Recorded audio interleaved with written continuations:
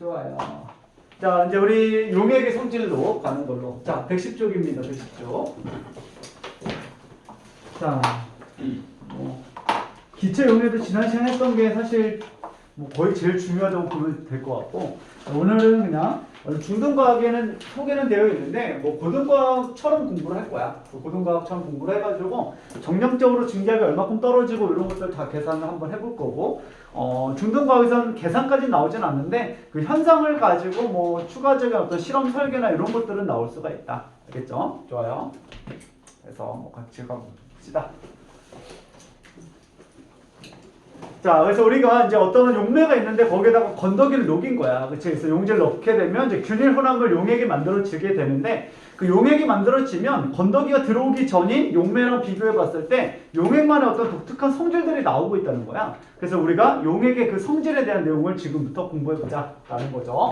자, 그래서 이제 균일 혼합물 용액이 만들어졌을 때 그 용액만의 어떤 자체 성질이 나타나게 된다. 그래서 용액의 성질 이렇게 쓸게요.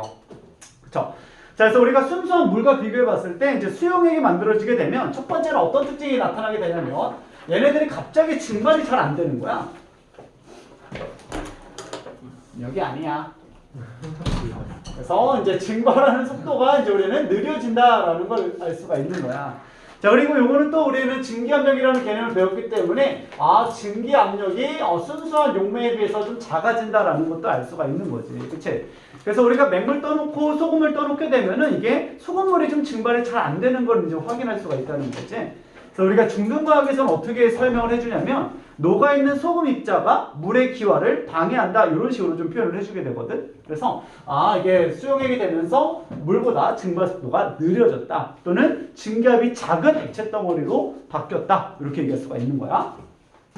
자, 두 번째는 또 어떤 걸 얘기할 수 있냐면, 자, 증기압이 떨어져서 너무나 당연한 건데, 그래서 외부압에 도달시킬 때까지 좀 많은 가열 시간이 필요하다는 걸 알 수가 있을 거야. 그래서 이제 보글보글 전체적으로 기화가 일어나는 끓음에 도달할 때까지 가열 시간이 좀 많다 보니까 끓는 점도 올라가 있다는 걸 알 수가 있겠지. 자, 그래서 수용액이 되면 얘네들의 끓는 점이 순수한 용매보다 높아져 있다라는 게 두 번째 특징이 되고, 반대로 이번에는 이게 건더기가 들어오다 보니까 용매가 어는 걸 자꾸 방해해. 그래가지고 더 많은 냉각 시간이 좀 필요하거든요. 그래서 어는 점은 반대로 좀 내려간다라는 특징을 가지고 있는 거야. 그래서 내가 끓는 점을 얘기할 때는 이거 보일링의 약자를 쓸 거고요. 그 다음에 어는 점 얘기할 때는 프리징의 약자를 써가지고 TF라고 쓸게요. 알겠죠? 자, 그 다음에 이제 마지막으로 또 어떤 걸 얘기할 수 있냐면, 자, 용액이 만들어지면 우리가 앞서 얘기했지만 이 용질의 농도가 생겨나는 거잖아. 그치? 그래서 이 농도 때문에 순수한 용매랑 이렇게 접촉시켰을 때 농도 차를 줄이기 위한 삼투 현상이 일어나게 되거든. 근데 그런 삼투 현상을 억제하는 압력을 우리는 삼투압 이렇게 얘기를 해준다. 그래서 용액이 만들어졌기 때문에 삼투 현상이 생기고 요거를 억제하는 압력을 삼투압 이렇게 얘기해 주는 거야. 그리고 얘는 이제 기호로 여러분들이 알다시피 파이를 쓴다는 것도 알고 있는 거죠. 그죠? 자, 그래서 우리가 용액이 만들어졌을 때 이 네 가지 성질을 이제 하나씩 공부를 할 건데, 자, 용액을 만들었을 때 이러한 성질이 좀 강하게 드러나게 할 수 있는 요인이 뭐가 있을까라는 거야. 그래서 두 가지 영향 요인이 있는데, 첫 번째는 어떤 영향 요인이 있냐면, 용질의 종류를 바꿔주면 돼요. 그래서 내가 넣어주는 그 용질의 종류에 따라서 얘네들의 크기를 내가 변화시킬 수가 있다는 거야. 왜냐면 이게 용질이 누가 들어오느냐에 따라서 이게 용매랑 이제부터 상호작용하는 힘이 좀 달라질 수 있다는 거지. 그래서 용질과 용매가 이제부터 용매화가 일어날 건데, 그때 얘네들 용질의 종류마다 용매화의 어떤 인력이 각각 다 다르기 때문에 우리는 용질의 종류를 바꿔줘도 이러한 성질을 크게 만들 수가 있다는 소리야. 그래서 네, 다 왔습니다. 네, 감사합니다. 그래서 실제로 설탕보다는 소금이 물과 친화력이 더 좋거든. 그래가지고 실제로 소금물을 쓰는 게 설탕물보다 이제부터 인력이 더 크게 작용하기 때문에 증발이 더 안 되는 걸 확인할 수가 있을 거야. 그래서 소금 입자가 물 입자를 꽉 잡고 있기 때문에 물아 날아가지 마 이러면서 꽉 잡고 있는 거야. 그러니까 물이 잘 증발이 안 된다는 거지. 그래서 소금 입자가 녹아있을 때가 물보다 증발도 안 되고 끓는 점도 더 올라간다는 사실을 알 수가 있다는 거지. 무슨 말인지 알겠지? 자, 그리고 또 두 번째는 어떤 게 있냐면, 자, 누가 들어오든 간에 어쨌든 거기 안에 건더기가 많이 들어가 있으면 그만큼 증발을 하는 걸 많이 방해할 수가 있다는 거지. 그래서 거기 안에 들어가 있는 입자의 개수가 많을수록 이제 우리는 이런 성질들이 좀 강하게 나타난다라는 걸 알 수가 있는 거야. 자, 그리고 이렇게 입자 수가 이렇게 증가할 때 이러한 성질이 비례해서 나타나고 있으면, 자, 이렇게 비례해서 나타나고 있으면 이러한 성질들을 이제 우리는 뭐라고 얘기하냐면 총괄성 이렇게 표현을 해줘요. 그래서 어떤 입자의 종류와는 상관없이 입자 수랑 비례해서 성질이 나타나는 것을 우리는 용액의 총괄성이다라고 표현을 해주게 된다. 괜찮죠? 자, 그럼 우리가 배울 거는 뭐냐면, 자, 기억과 니은 중에서 니은을 배우게 될 거야. 기억을 왜 안 배우게 되냐면, 자, 기억은, 자, 용질의 종류마다 얘네들 인력이 다 다를 거잖아. 그치? 그럼 포도당 들어왔을 때, 녹말 들어왔을 때, 그 다음에 뭐 설탕 들어왔을 때, 소금 들어왔을 때, 요소가 들어왔을 때, 이런 것들을 하나하나 이제 우리가 인력을 다 계산하면서 이러한 내용들을 우리가 풀어나가기에는, 이게 전혀 써머리가 안 된다는 소리예요. 그쵸? 종류마다 우리가 다 정리하고 있어야 되는 거잖아. 그렇기 때문에 용질의 종류에 따라서 얘네들의 성질을 우리가 어떤 과학적으로 정리하기라는 건 너무 어렵다라는 거지. 그래서 우리는 이렇게 입자수랑 관련된 것들은 이게 과학적으로 좀 정리가 되어 있는 거라서 우리는 이 총괄성에 대한 내용들만 공부한다고 보시면 돼요. 그럼 좀 이상하잖아. 아니, 용질의 종류마다 당연히 이러한 성질이 다른데 어떻게 입자수만 고려할 수 있지라는 거죠. 그러면 이제 우리는 입자수에만 영향을 미칠 수 있도록 용질 종류에 대한 영향을 우리가 무시시켜 버리면 되는 거야. 어떻게 무시시키면 되냐면 이 용액을 매우 묽은 용액을 사용하면 된다는 거죠.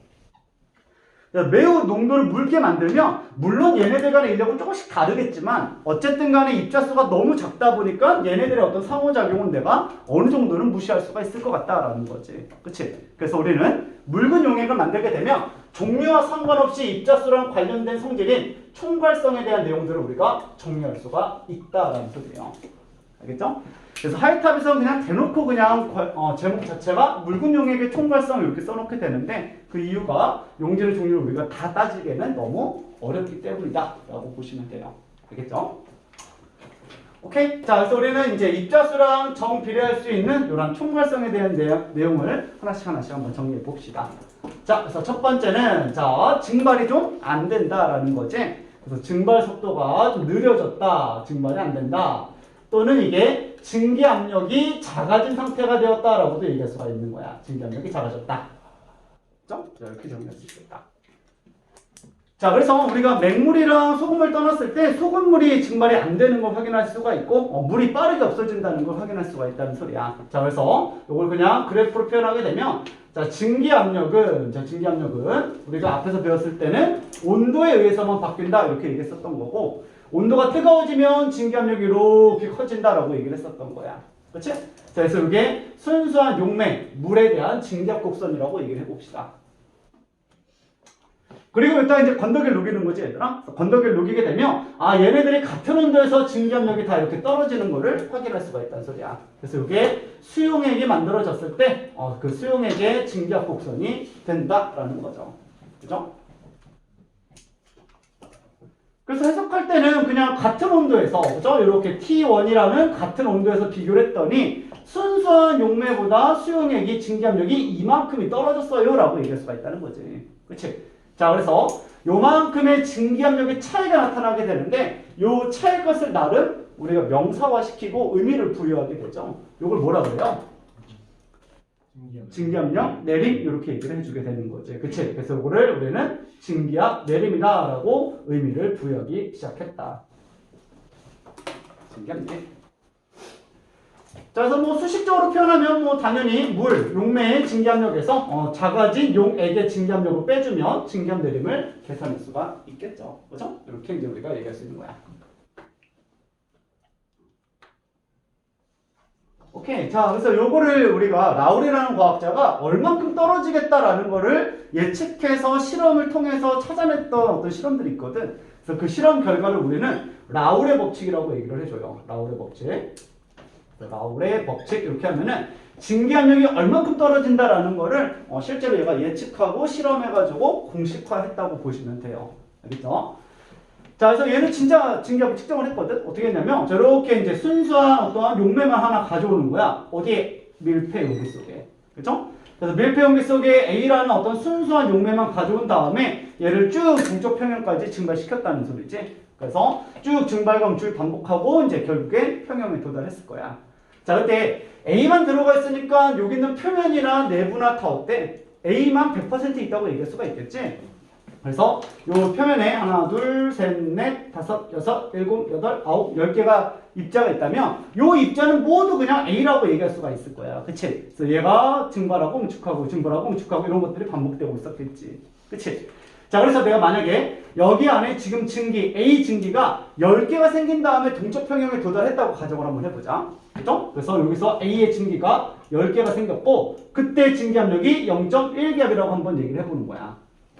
그치? 그럼 이 0.1기압은 지금 이 T도시에서 A만, 즉 용매만의 증기압력이라고 얘기할 수가 있겠지? 그치? 그래서 여기 이제 우리는 용매의 증기압력이 된다라는 거야. 그쵸? 자, 이제 일단 뭐 하는 거야, 이제부터? 건더기를 넣어주는 거죠. 자, 그래서 증발하지 않는 B 건더기를 내가 넣어줄 건데, 얘네들의 어떤 몰수 B를 내가 7대3으로 한번 넣어주는 거야. 그러면, 요 내부나 표면이나 할 거 없이 모든 몰 분율은 70%대 30%라고 얘기할 수가 있겠지?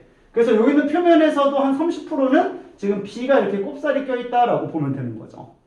자, 그러면 이게 증발할 수 있는 A 증기의 어떤 몰수 자체가 70%로 떨어졌다는 걸 알 수가 있을 거야. 그치? 그래서 10개를 가지고 동적 평형을 이뤘다라면 이번에는 7개만 가지고 이제 동적 평형을 이룰 수밖에 없다라는 소리죠. 그쵸? 그럼 당연히 여기 있는 압력이 몇 기압 정도 나와? 0.07기압이 나온다는 걸 알 수가 있겠지.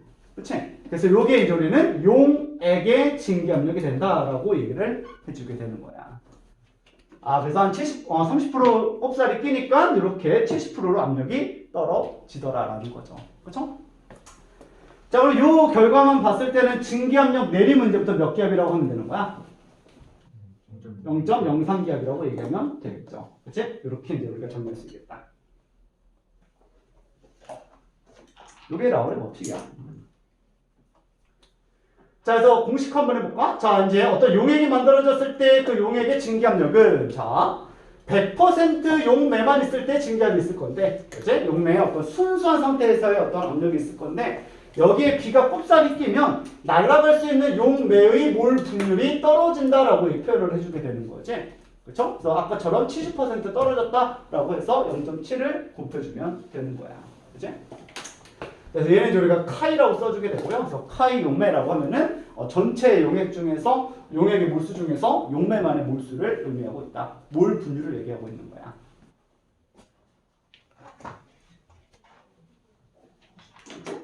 좋아.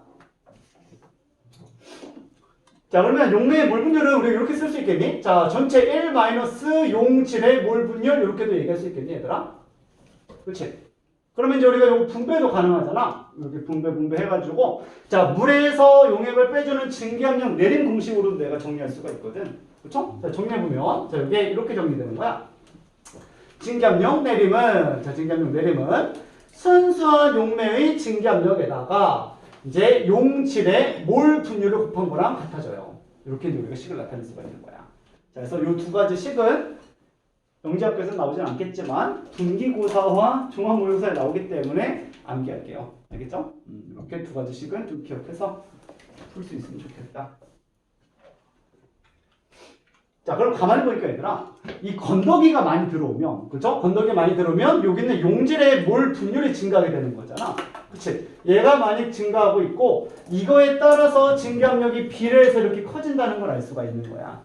그치? 그러니까 온도가 일정하면 여기 있는 용매의 증기압력은 언제나 일정한 상수값 K일 거기 때문에 용질 건더기 수에 따라서 이 차이값이 커지고 있어서 여기 있는 증기압력 내림을 우리는 첫 번째 용액의 총괄성이다라고 표현을 해주게 되는 거야. 그렇죠? 그래서 이게 첫 번째 용액의 총괄성이 된다. 총괄성 1 드릴게요. 이렇게 두기가 있습니다. 자, 뭐 이렇다는 거죠. 그 다음에 여러분들 나랑 같이 올림했던 친구들은 뭐 정교생한테 들었나? 어쨌든 여기다가 이거 날아가지 않는 비고체 말고 이제 같이 날아갈 수 있는 어떤 용질, 액체 용질 넣었을 때는 어떻게 구한다라는 것도 기억나세요? 이건 뭐 참고로 내가 비를 넣어줬는데 비가 만약에 같이 날아가는 기체나 아니면은 용매라고 생각을 해봅시다. 똑같이 액체 들어온 거야. 7대3으로 들어왔대. 어떻게 주면 되는 거야? 입자수만큼. 각각 떨어진다고 얘기해주면 되는 거지. 그래서 순수하게 A만 있을 때 그 증기압력을 A 노트 이렇게 써보는 거고, 그 다음에 B만 순수하게 있을 때에 대한 증기압력을 B 노트 이렇게 써주는 거죠. 100% 얘네가 있을 때는 각각 이런 압력을 나타낼 수 있다는 거야. 근데 A 입장에서도 순수하게 나만 있으면 요만큼의 압력을 나타낼 수가 있는데 B가 좀 꼽살이 꼈다는 거지. 그치? 그래서 나의 분율이 떨어졌어 이렇게 표현을 해주게 되는 거야. 요만큼 떨어졌다는 거고, B도 마찬가지죠. 내 사정도 다를 게 없다. 자, 나도 100% 나만 있으면 요 정도의 증기압을 나타낼 수가 있는데 네가 꼽살이 껴가지고 나의 분율이 떨어졌어 이렇게 얘기를 해주게 되는 거지.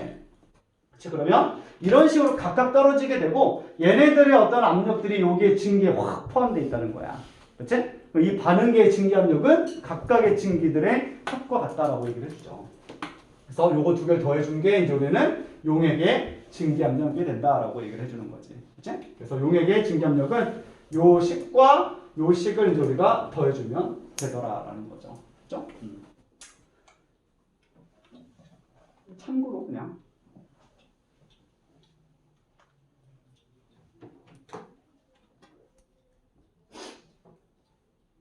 자, 뭐 관련된 문제는 자 110쪽에 맨 아래쪽에 있거든, 얘들아.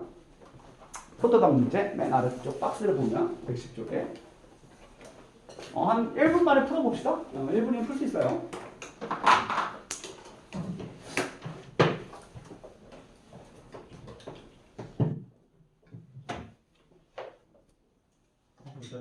옆에 있는 양. 아, 너 없구나, 책이. 내가 뽑아볼게.